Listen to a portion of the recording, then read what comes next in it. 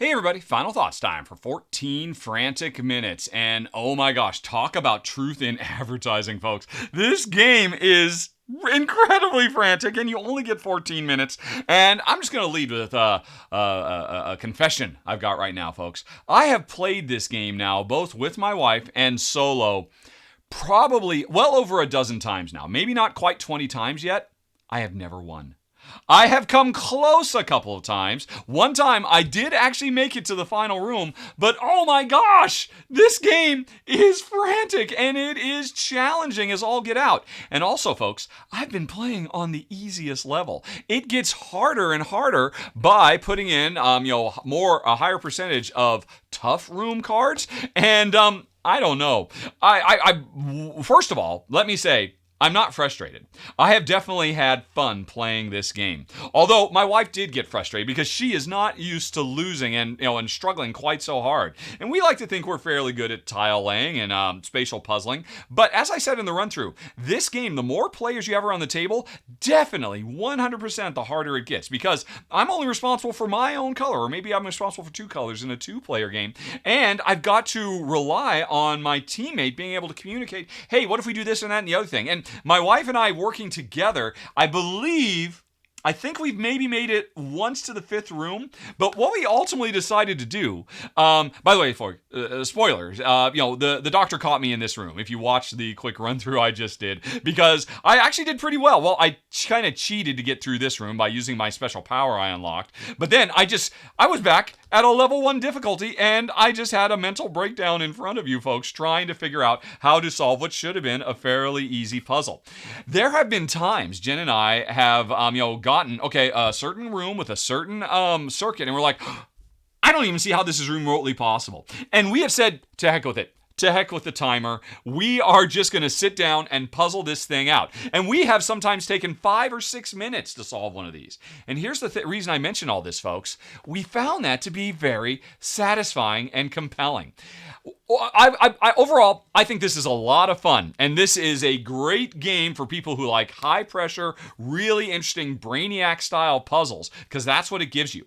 But I'm really surprised that, maybe the rules, in addition to, the rules actually have quite a bit of options for getting different difficulty levels, increasing the difficulty, and even playing through a campaign. If you think, oh, this wasn't hard enough, here's a campaign you can play through and whatnot. And Jerry and I are thinking, okay, where's the true beginner mode? We definitely need that, because I actually found myself enjoying this more, sharing it with my wife, when we turned off the timer. And we just said, hey, you know what? Okay, let's just sit down and puzzle our way through this. And then we have actually made it all the way out, but it probably took us over a half an hour to do it. And we're supposed to do it in 15 minutes.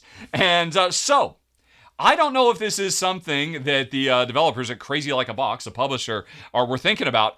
I would suggest to them including some introductory rules that throw the timer away and just say, hey, you know what? For your first few times playing, if you're bringing new players in, how about you just turn the timer off and just see, just work your way through. Given enough time, you will do it. Or alternatively, I wouldn't mind a 28 frantic minutes, potentially a different MP3 that they give us, or one that's on the web or on YouTube that says, hey, you know what? On average, 4 minutes per room, if you really need it. Because guaranteed, my wife and I needed it. I clearly needed it because I have yet to actually win. And like I said, I've played it a bunch. And I just have to stress, I have had a great time. From the first time we played it, it is just such a fun, fulfilling puzzle. I do think, obviously, when you're only by yourself, and you're responsible for everything, that means you've got more mental load, because you have to remember, right, what are all the special pieces? Because not all pieces are created equal. Some of them do nothing more than just say, oh, you start on one end and you keep going in the other direction. More important than those, or like here's another one. It looks like it, but it's just, you just keep on going west. More importantly, are the ones that change direction to get you around those obstacles. But then the most important ones are the ones that actually have a branch. Do you see it right over there? That little tiny branch? And the thing is, playing by yourself, keeping track, what we actually started doing is, okay, I don't divide them up by colors, I divide them up by function. Where are the ones that turn around corners? Where are the ones that actually give me a branch? Where are the ones that give me a tight branch versus a loose branch? And then I was able to manage it because, hey, when I'm playing by myself, all the pieces are my pieces, and that really helped a lot. And honestly, I probably would have gotten a few rooms further if I had done that in the run-through. But I was trying to demonstrate almost kind of like what it is to be at a higher player count game. In a 2-player game, hey, one player is like the blues and greens, and the other player is the grays and blacks, and you just got to figure it out. So I was kind of going for that. Of course, if you're playing at a higher player count game, you are more reliant on other players to make smart moves because nobody has time to, spot check what everybody's doing. But since I only have 5 pieces I have to remember, I can more easily keep track and separate what are my regular just move forwards, even if they're kind of circuitous, versus my corner turners versus my intersections, which are the rarest and most important thing. Sometimes you'll just burn an intersection because, I don't have another way to get around this corner, and maybe I'll need that intersection later. So the game is definitely fun. Every single combination of these cards in these rooms, I believe, is solvable, provided you have enough time. The Mad Doctor here doesn't always give you enough time, so I am definitely hoping. I would definitely recommend, hey, can we get an introductory version that's really 28 frantic minutes? Another thing I do have to say about the soundtrack, which I do think is very nice, and I think it's really clever how they've just made it available because anybody can just load up the YouTube channel on their smartphone and play it. Just turn the volume up on your phone, and boom, you've got a nice, cool atmospheric thing rather than just using a timer that you just keep resetting every time it goes beep, beep at the end of 2 minutes. Although that will work fine too.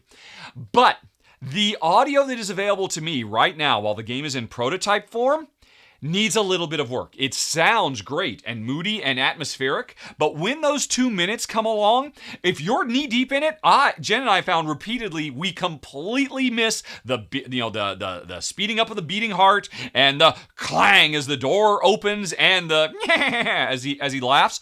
All that stuff is so subtle that we just miss it. Now, this is kind of stuff I am sure the developers will fix as they get closer to release. Because if you compare this to the soundtracks from one of the all-time great real-time games, Escape, Curse of the Temple, when the timer, when you hit those interim timers, pretty much all sound stops with a huge kaboom.